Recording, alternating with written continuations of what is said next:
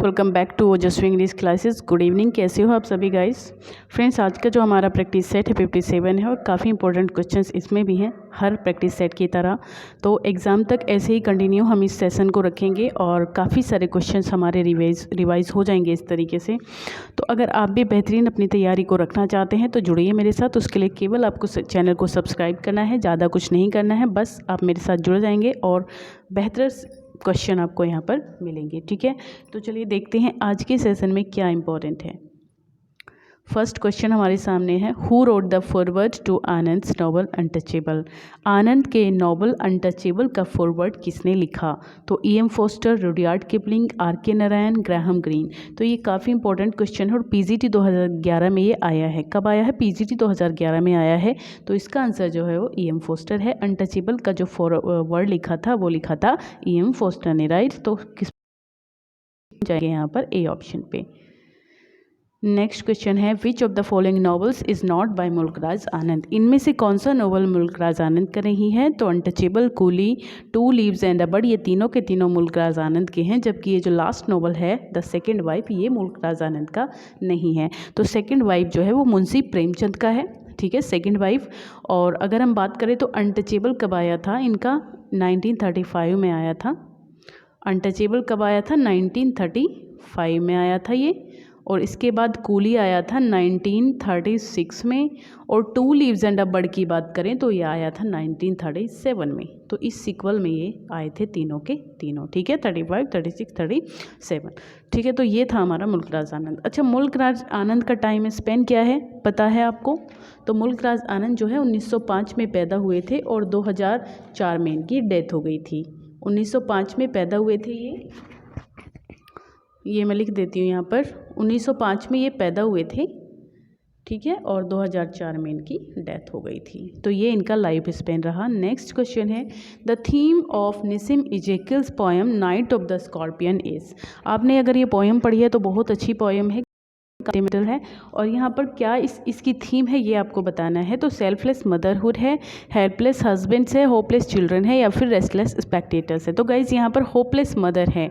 ठीक है, hopeless mother है, सॉरी सेल्फलेस मदर है। उसको अपनी चिंता नहीं है, अपने बच्चों की चिंता है। क्योंकि वो कहती है एक लाइन में कि अच्छा हुआ कि जो स्कॉर्पियन है जो उसने मुझे काट लिया, मेरे बच्चों को नहीं काटा है, कम से कम उनको तो बख्श दिया है। तो इस बात की उसको खुशी है, जबकि अपने काटने का दुख उसको नहीं है। उससे ज़्यादा खुशी उसको उसके बच्चों के बचने से है, राइट। तो ये सेल्फलेस मदरहुड को यहाँ पर दिखाता है। How did the villagers in Night of the Scorpion by Nissim Ezekiel react to the unfortunate incident.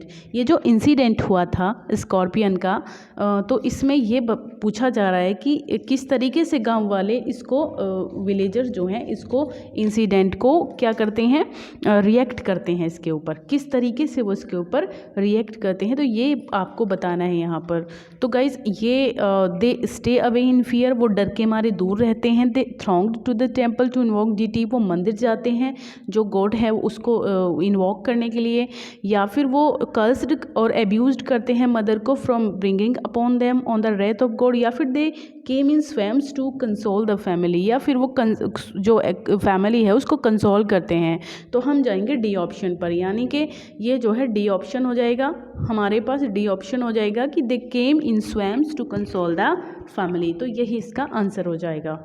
ठीक है, चलिए नेक्स्ट क्वेश्चन है, in form home burial by Robert Frost is a.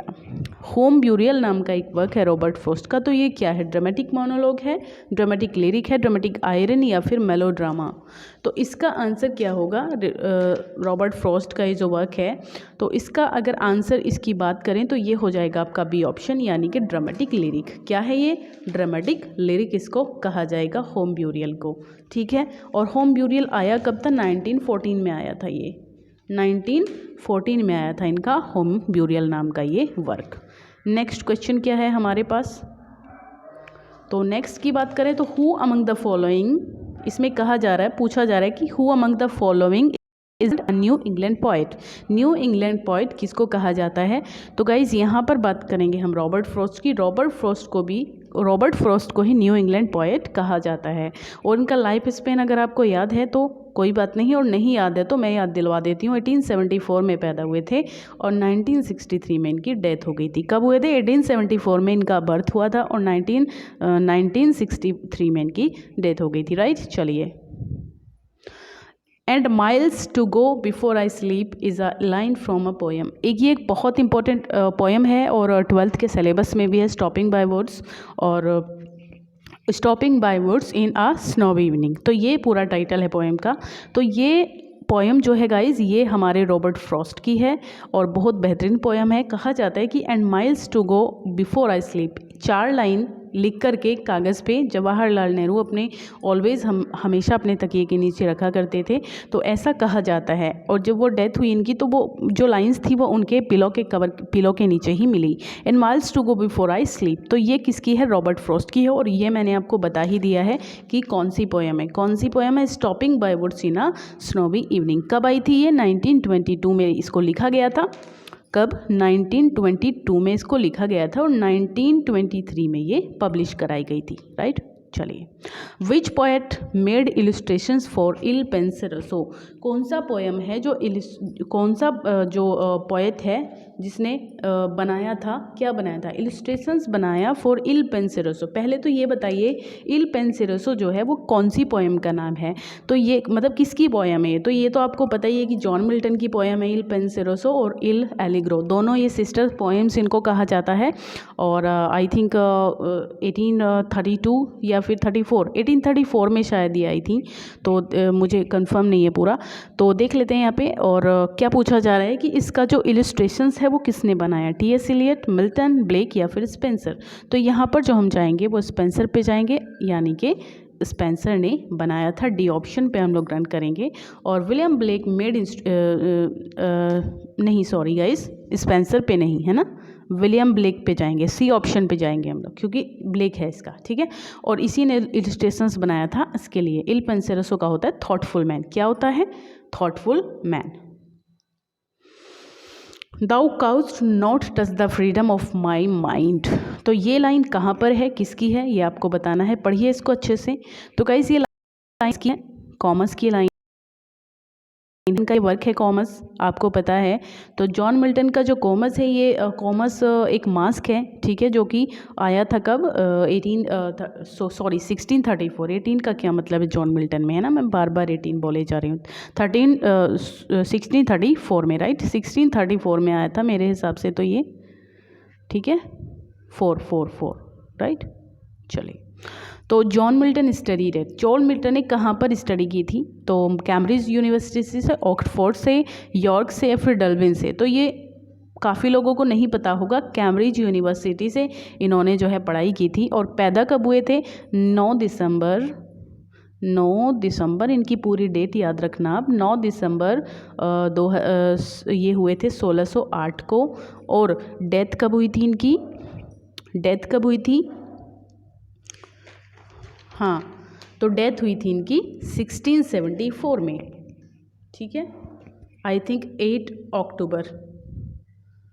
नवंबर। और कब हुई थी? 1674 में, है ना, यही था ना। चलिए, हाँ यही था मेरे हिसाब से। तो आगे देख लेते हैं क्या है। Whose novels are called the novels of manners. किसके नॉवल को नॉवेल्स ऑफ मैनर्स कहा जाता है इंग्लिश लिटरेचर के अंदर? किसके नॉवेल्स को नॉवेल्स ऑफ मैनर्स कहा जाता है?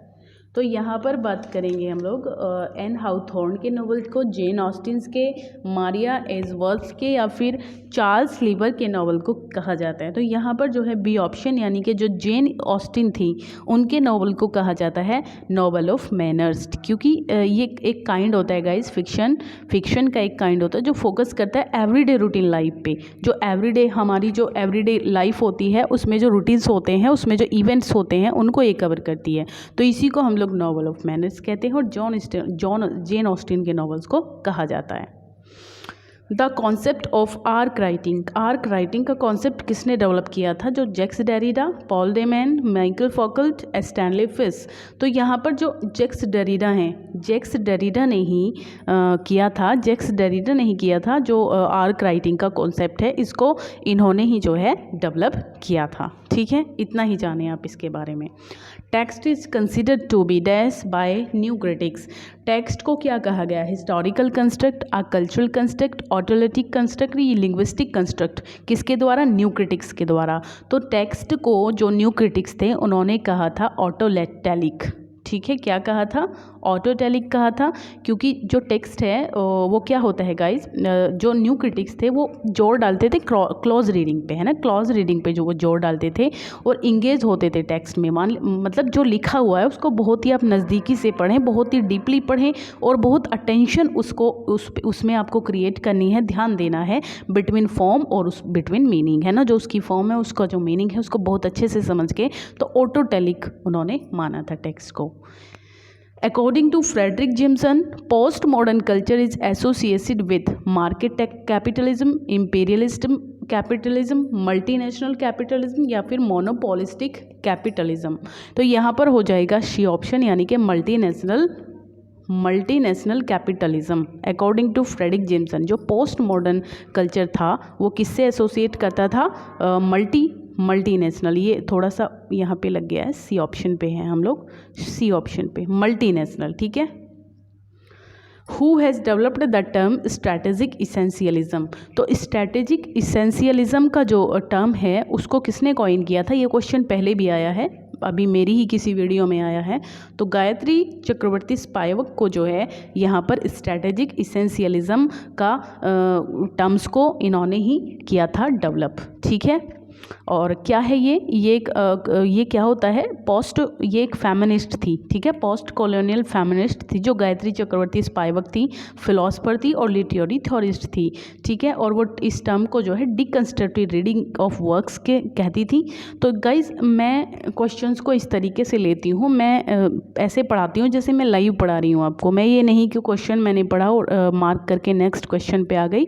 तो मेरा मकसद ये रहता है कि क्वेश्चन को आप पूरे अच्छे तरीके से समझें।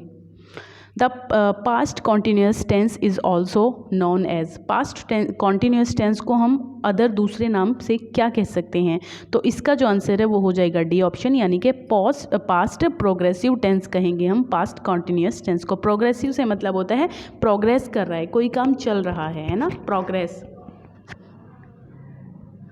Last night I read an entire novel. तो यहाँ पर कौन सा टेंस है? ये पास्ट परफेक्ट है, फ्यूचर टेंस है, सिंपल पास्ट टेंस है या फिर past continuous? Last night I read an entire novel, पिछली रात। तो लास्ट जहाँ पर भी आ जाए वहाँ ऑलवेज होता है, लास्ट ईयर हो, लास्ट नाइट हो, लास्ट डे हो, कुछ भी हो वहाँ पे ऑलवेज होता है सिंपल पास्ट टेंस, यानी कि C option. I have few friends, मेरे कुछ मित्र हैं। तो इसमें आपको बताना है कि ये जो इज़ आ क्या है? ये आर्टिकल है, पॉजेसिव है, क्वांटिफायर है या फिर इंटरोगेटिव है? तो आर्टिकल तो दिख नहीं रहा मुझे, पॉजेसिव भी नहीं है इसमें कुछ, और मेरे कुछ मित्र हैं ना, तो यहाँ पर तो केवल क्वांटिफायर। क्वांटिफायर क्या होता है? फ्यू।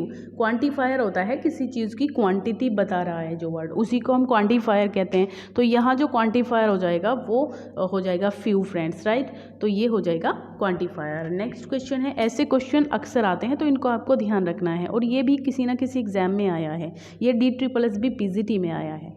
तो नेक्स्ट क्वेश्चन हमारा क्या है? सोफोमोरिक। आपको सोफोमोरिक का सिनोनिम बताना है या फिर मीनिंग कह लीजिए, इसका मीनिंग बताना है आपको। तो सोफोमोरिक होता है who exhibit great immaturity and lack of judgement, जिसके अंदर जो एक तरीके से इमेच्योर हो, है ना, ग्रेट इमेच्योरिटी हो उसके अंदर, लैक ऑफ जजमेंट हो। तो ये क्या हो जाएगा? ऑप्शन डी हो जाएगा। ठीक है, डी ऑप्शन पे हम लोग जाएंगे। लीचरस क्या होगा? लीचड़ आप अपनी जो नॉर्मल लैंग्वेज है आप किसी को भी कहते हैं कि लीचड़ है ये, तो है ना, तो इस टाइप से आप इसको समझ सकते हैं, रिलेट कर सकते हैं। ऐसे कोई इसका ये लीचड़ है नहीं ये वर्ड, बट आप अपने शब्दों में इसको रिलेट कर सकते हैं। तो लीचरस होता है लस्टफुल। ठीक है, लस्टफुल, जिसको बहुत ज़्यादा चीज़ों की एक तरीके से कामुक व्यक्ति को हम लस्टफुल कहते हैं। तो कामुक व्यक्ति होता है जो बहुत ज़्यादा लस्टफुल हो, तो वही हो जाएगा, ठीक है। और ये आपका KVS PGT 2013 में आया था।